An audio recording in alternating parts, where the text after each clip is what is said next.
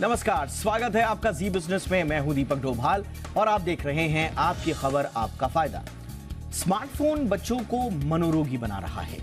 ये उनकी social life के साथ ही उनकी लर्निंग एबिलिटीज जो हैं उनको भी प्रभावित कर रहा है, यानी कि पढ़ने लिखने की क्षमता को।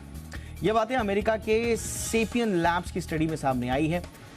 सर्वे में तो यहां तक कहा गया है कि इससे बच्चों में तेजी से नेगेटिव थॉट्स जो हैं और कई मामलों में तो आत्महत्या से जुड़े विचार, डिप्रेशन और दूसरों के प्रति आक्रामकता की भावना पनप रही है। आज हम इसी मुद्दे पर चर्चा करेंगे। और अब एक तरह से न्यू नॉर्मल हो गया है बच्चों के हाथ में मोबाइल, इसलिए आज समझने की कोशिश करेंगे कि छोटी उम्र में स्मार्टफोन का मेंटल हेल्थ कनेक्शन क्या है, क्या इससे बचने के उपाय हैं। बहुत ही खास मेहमानों का पैनल आज हमारे साथ है। सबसे पहले ये रिपोर्ट देखिए।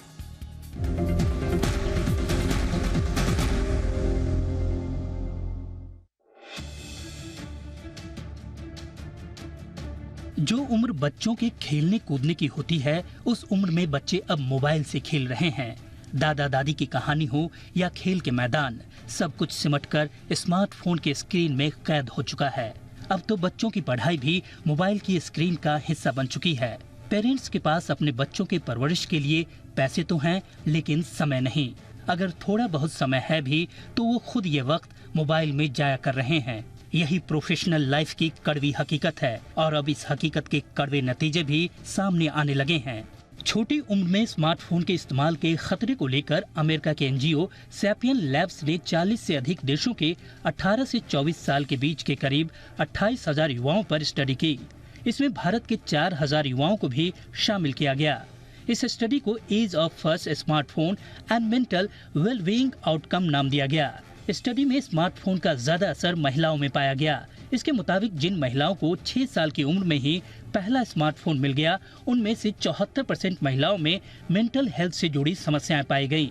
जिन महिलाओं को 10 साल की उम्र में पहला स्मार्टफोन मिला, उनमें से 61% में मेंटल हेल्थ की समस्या देखी गई। इसी तरह 15 साल की उम्र में पहला स्मार्टफोन पाने वाली महिलाओं में से 52% अवसादग्रस्त पाई गयी। इसी तरह स्टडी में पाया गया कि जिन महिलाओं को 18 साल की उम्र में अपना पहला स्मार्टफोन मिला, उनमें से 46% मानसिक रूप से परेशान दिखी। महिलाओं के मुकाबले पुरुषों में भी थोड़ा कम, लेकिन यही ट्रेंड देखा गया। ऐसे बच्चे जिन्होंने कम उम्र में स्मार्टफोन का यूज किया है, उनमें युवा होने पर अवसाद, आत्महत्या से जुड़े विचार, दूसरों के प्रति आक्रामकता की भावना और मति भ्रम होने के दोष पाए गए। ये तो स्मार्टफोन के कम उम्र में इस्तेमाल के मेंटल हेल्थ पर पड़ने वाले असर की बात हुई, लेकिन इसके कुछ और गंभीर साइड इफेक्ट्स हैं। ब्राजील में हुई एक स्टडी के मुताबिक 3 घंटे से ज्यादा स्मार्टफोन का इस्तेमाल करने से टीनएजर्स को पीठ दर्द या खराब पोस्चर्स की समस्या हो सकती है। खासकर इससे आंखों की रोशनी पर असर, गर्दन में अकड़, रीढ़ की हड्डी और पीठ में तेज दर्द के अलावा मोटापे की शिकायत हो सकती है। इससे बचने के उपायों पर बात करें तो पहले हमें अपने बच्चों को समय देने की आदत डालनी होगी। बच्चों को उलझाने के लिए उन्हें कतई मोबाइल न दें। उन्हें फिजिकल एक्सरसाइज कराएं। बच्चों के सामने खुद मोबाइल पर न लगे रहें। उन्हें ऑफलाइन क्लासेस पर फोकस करने पर जोर दें, वरना ये स्मार्टफोन आपके बच्चों का बचपना तो निगल ही जाएगा, साथ ही उन्हें कई गंभीर बीमारियां भी दे जाएगा। सो अलग। ब्यूरो रिपोर्ट, जी मीडिया। बहुत ही खास मेहमानों का पैनल इस वक्त हमारे साथ जुड़ चुका है। परिचय आज के मेहमानों का आपसे करा दें। डॉक्टर नीलम मोहन इस वक्त हमारे साथ हैं, जानी मानी पीडियाट्रिशियन हैं और मेदांता हॉस्पिटल में फिलहाल कार्यरत हैं। डॉक्टर नीलम मोहन, बहुत बहुत स्वागत है मैम आपका हमारे शो पर। हमारे साथ हैं doctor Mona Gujral, child psychologist हैं जानी मानी। डॉक्टर मोना, बहुत बहुत स्वागत है मैम आपका भी हमारे शो पर। और हमारे साथ डॉक्टर अंजलि छाबड़िया भी जुड़ चुकी हैं, जानी मानी मनोचिकित्सक हैं, माइंड टेम्पल से जुड़ी हुई हैं। डॉक्टर अंजलि, आपका भी बहुत बहुत स्वागत है। डॉक्टर मोना, चर्चा की शुरुआत आपसे ही। बार बार यही पूछा जाता है कि पेरेंट्स को खास तौर से ये समझ में नहीं आता है। अलग अलग स्टडीज़ हैं। एक कुछ स्टडी ये कहती है कि बच्चों के हाथ में मोबाइल फ़ोन मत दीजिए क्योंकि वो उनकी मेंटल हेल्थ के लिए ठीक नहीं है। दूसरी तरफ हम देखते हैं हमारे आसपास का समाज और एक fear of missing out, FOMO होता है कि अगर मैंने अपने बच्चे के हाथ में मोबाइल नहीं दिया तो कहीं वो पढ़ाई से, टेक्नोलॉजी से दूर ना हो जाए।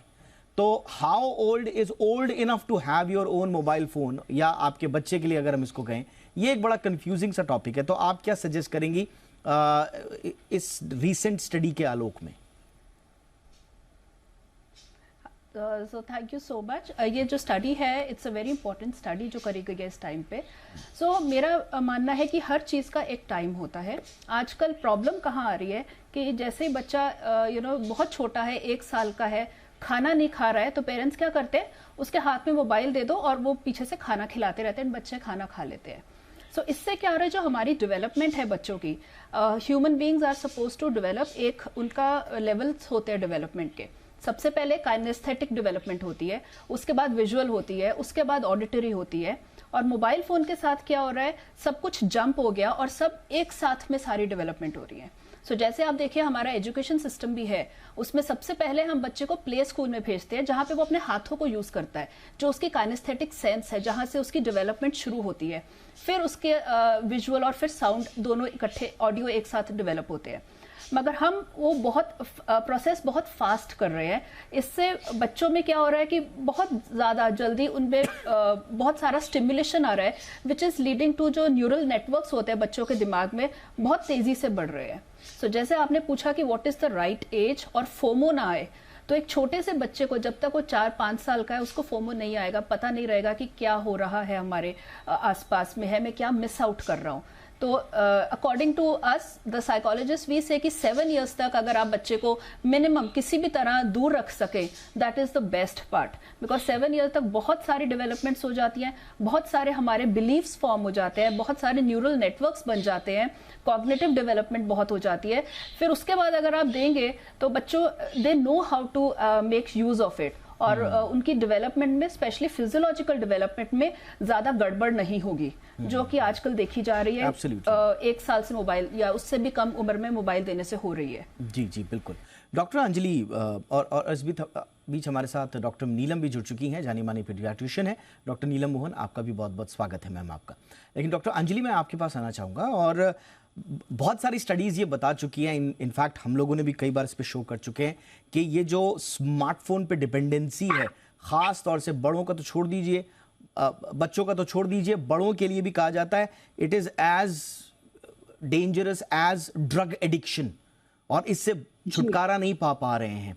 लेकिन उसके बावजूद हम देख रहे हैं डॉक्टर अंजलि कि बच्चों में तमाम खतरों को जानने के बावजूद पेरेंट्स की एक तरह से या तो मजबूरी बन गई है, या तो वो इस प्रवृत्ति को इतना लीनियंटली ले रहे हैं कि उनको लगता है कि हाँ ये स्टडी तो है, खतरे तो हैं, लेकिन ये मेरे बच्चे तक नहीं आ सकते। जी जी, बिल्कुल सही जो आपने कहा।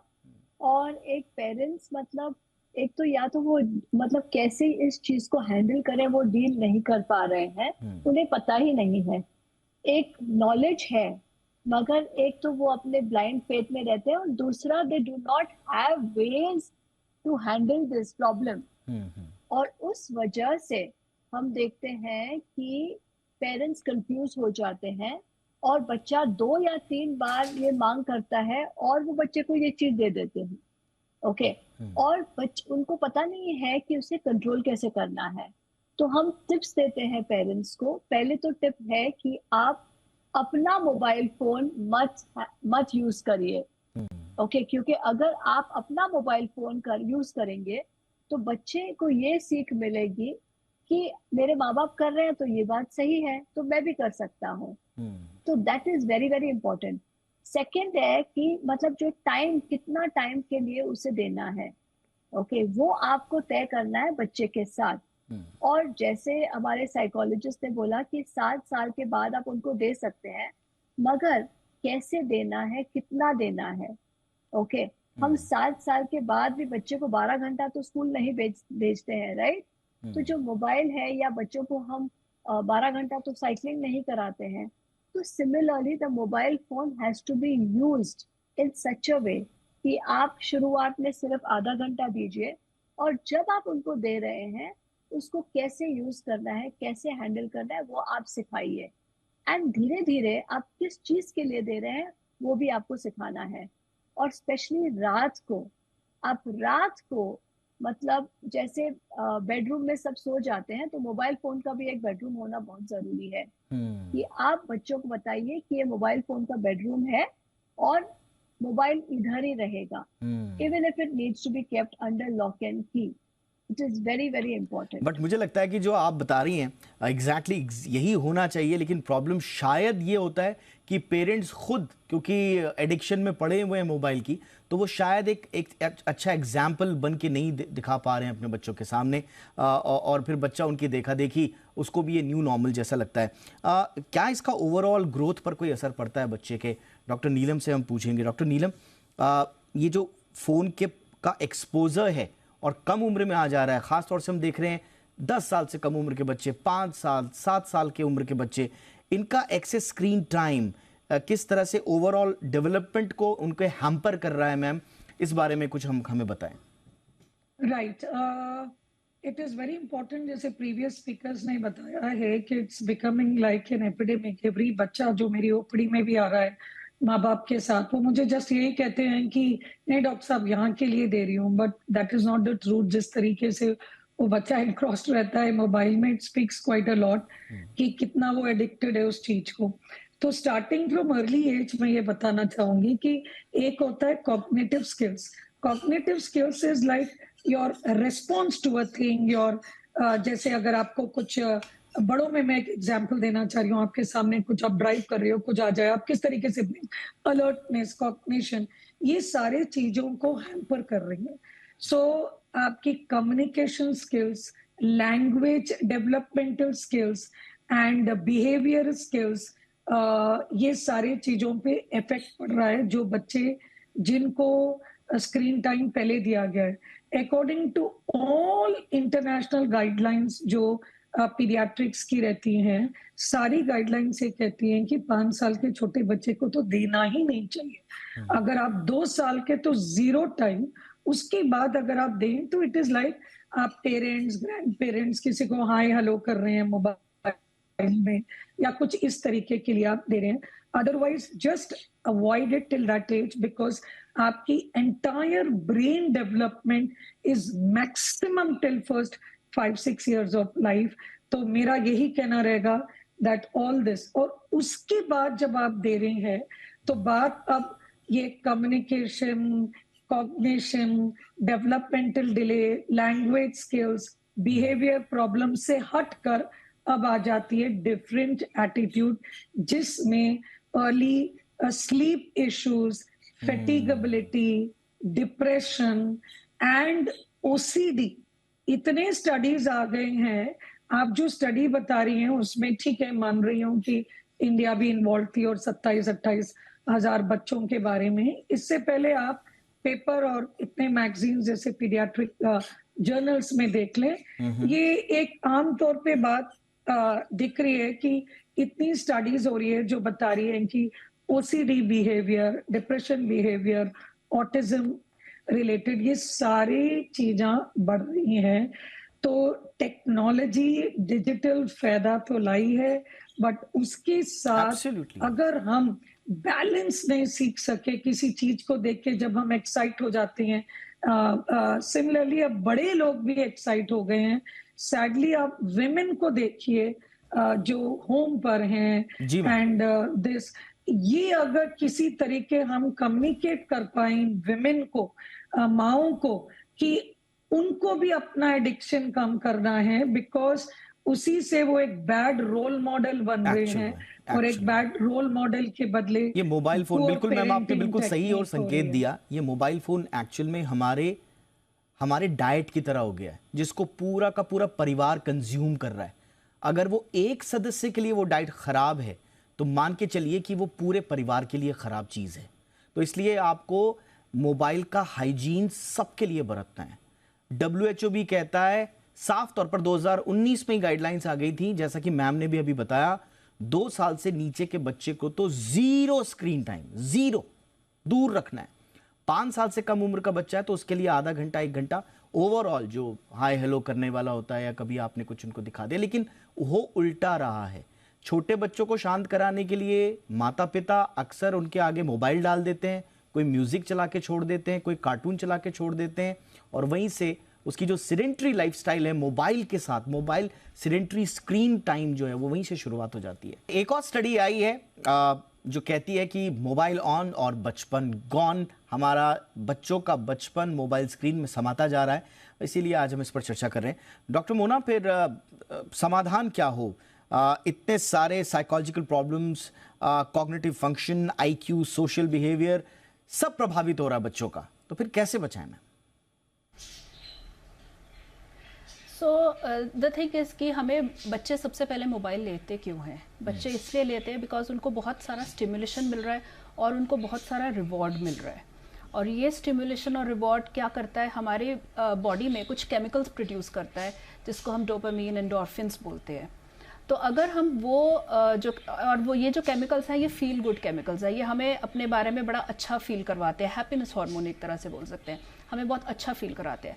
सो अगर हम उसका ऑल्टरनेटिव रियल लाइफ में कहीं ढूंढ सकें, so that would be a better option. और इसका एग्जाम्पल है कि अगर हम अपने बच्चों को स्पोर्ट्स की तरफ उनकी रुचि ज़्यादा करें और स्पोर्ट्स में उनका इंटरेस्ट बढ़ाएं, तो जैसे कोई फिजिकल एक्टिविटी करते हैं जो बच्चों को पसंद आती है, उसमें अपने आप बॉडी में वो जो केमिकल्स हैं, फील गुड केमिकल्स हैं, वो रिलीज होते हैं। एंड जब उनको रिवॉर्ड मिलता है, वो जीतते हैं, बहुत सारे फ्रेंड्स के साथ मिल रहे हैं, खेल रहे हैं, कूद रहे हैं, इंटरेक्शन हो रहा है उनका। सो अपने आप वो जो है these chemicals are released in the body. So अगर हम वो जो सिनेरियो है, पहले ये समझने की बहुत ज़रूरत है कि क्यों एडिक्शन आ रही है। एडिक्शन हमें इन चीज़ों से आ रही है क्योंकि हमें बहुत अच्छा लगता है जब हमें फील गुड होता है जब हम कोई भी गेम खेल रहे हैं या वीडियोस देख रहे हैं। तो अगर हम वो चीज़ रियल लाइफ में रिक्रिएट कर सकें किसी भी लेवल तक, तब that is one of the solutions which we can look at and to mobile phone की उससे। और एक है मेरा कि जैसे हमने बहुत सारे पहले कैंपेन्स होते थे, पहले लोगों को डायबिटीज़ के बारे में नहीं पता था कि शुगर में क्या प्रॉब्लम है, डायबिटीज़ कैसे होती है। बहुत सारे सोशल अवेयरनेस कैंपेन्स आए, पब्लिक अवेयरनेस कैंपेन्स आए। वैसे ही कोई कैंपेन ऐसा होना चाहिए जो पेरेंट्स को बताए कि प्लीज़ आप अपने बच्चे को एटलीस्ट इस उम्र से पहले मोबाइल मत दीजिए, और अगर देना भी है तो थोड़ा थोड़ा, it should be under control, क्योंकि उससे इतनी सारी प्रॉब्लम्स आ रही हैं बच्चों में। तो एक वो अवेयरनेस का एक वो क्या कहते हैं, सोशल अवेयरनेस लाना बहुत जरूरी है। कैंपेन एक कोई ऐसा करना बहुत जरूरी है। ये बहुत इंपॉर्टेंट सजेशन है। डॉक्टर अंजलि, कितना इंपॉर्टेंट है ये बच्चे से जोड़ना इस इश्यू को, बजाय कि बच्चे से जोड़ना, अगर हम इसको ज़्यादा एड्रेस करें पेरेंट्स के हिसाब से, हम पेरेंट्स को समझाएं। बार बार इस तरह के इश्यूज़ में कई बार हम बच्चों के ऊपर सारी चीज़ें थोप देते हैं, उनको समझाने की कोशिश करते हैं, लेकिन कैसा हो कि हम इस तरह की रिपोर्ट्स को लेकर पेरेंट्स के बीच में जाएं, उनको समझाएं कि ये सिर्फ बच्चे का प्रॉब्लम नहीं है, रिस्पॉन्सिबिलिटी आपकी है, हाइजीन आपसे शुरू होगा। बिल्कुल बिल्कुल, पेरेंट्स और ग्रैंड पेरेंट्स को भी ये समझाना है, क्योंकि क्या होता है कि वो बच्चे को तो पता ही नहीं है, और बच्चे की चीज में आप गन भी दे देंगे तो वो उसका गलत इस्तेमाल करेगा। तो सिमिलरली हमें पेरेंट्स को समझाना है कि बच्चे वही सीखते हैं जो वो देखते हैं।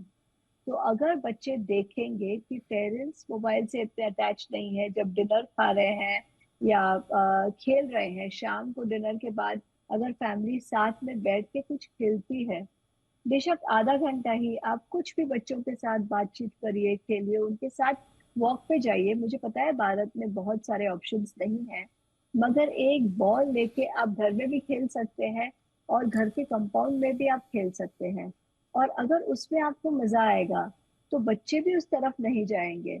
अगर हम अपने अपने हाइजीन से शुरू करते हैं तो डेफिनेटली हमारे बच्चे वही देखेंगे जो वो, मतलब वही सीखेंगे जो वो देखेंगे। तो it is very very important. और अगर फैमिली में और कोई मेंबर ऐसा कर भी रहा है, अगर समझो ग्रैंड पेरेंट्स को और कोई उपाय नहीं है कि वो अपना फोन लेके बैठ गए हैं, और अगर बच्चा देखा देखी करता है और बोलता है आप दादी को नहीं कह रहे हो, मुझे क्यों कह रहे हो, तो बच्चे को समझा सकते हैं कि नहीं बेटा, आप और हम खेलेंगे। अक्सर मेरे पास जब पेरेंट्स आते हैं और बोलते हैं कि एक ऐसा बच्चा है घर में जिसको एडिक्शन है, मैं उन्हें यही उपाय देती हूँ। मैं बोलती हूँ आप दूसरे जो लोग हैं, आप घर में खेलना शुरू करिए, आपकी आवाज सुन के वो बच्चा डेफिनेटली आएगा और देखेगा कि ये क्या हो रहा है। और घर के माहौल को थोड़ा सा लाइट बनाइए।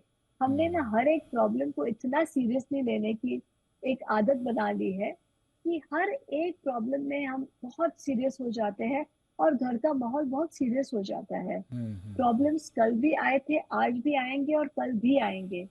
तो कैसे हमें अपना एटीट्यूड चेंज करना है और हमें रिलैक्स करना है, हंसना है, खेलना है और घर के माहौल को लाइट बनाना है। और एब्सोल्युटली। ये चीज बहुत आसानी से हो सकती है बिल्कुल। हर घर में। और स्कूल्स को भी अवेयरनेस देनी है और स्कूल्स को अवेयरनेस में प्रॉब्लम तो बताना है, बट उसके साथ में सोल्यूशन भी बताना है। बिल्कुल। बिल्कुल, ये आपने सही कहा। और मुझे लगता है कि ओवरऑल ये एक रिस्पॉन्सिबल पेरेंटिंग का हिस्सा भी है। इसलिए माँ बाप को ये समझाना कि वो अपने बच्चे को ओवरऑल कैसे वो आगे बढ़ाना चाहते हैं करियर में, बहुत हद तक आज जो उसके साथ बिहेवियर कर रहे हैं वो डिपेंड करता है। डॉक्टर नीलम, हमने पूरा देखा कि ये जो सोशल एडवर्सिटीज़ हैं, साइकोलॉजिकल प्रॉब्लम है बच्चे की, इसके अलावा जो क्लिनिकल प्रॉब्लम्स हैं मैं पढ़ रहा हूँ कि बहुत सारे आ रहे हैं। इनफैक्ट छोटी छोटी चीज़ें, आई साइट वीक होना, इनफैक्ट बच्चों में स्क्विंट मैं देख रहा हूं कि उसके प्रति भी बहुत वनरेबल हो जाते हैं बच्चे।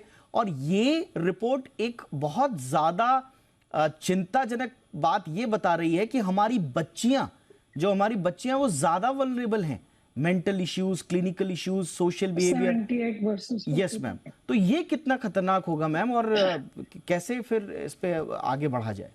सी फर्स्ट थिंग इज, जब हम हेल्थ को डिफाइन करते हैं, health is physical health, mental health, spiritual health.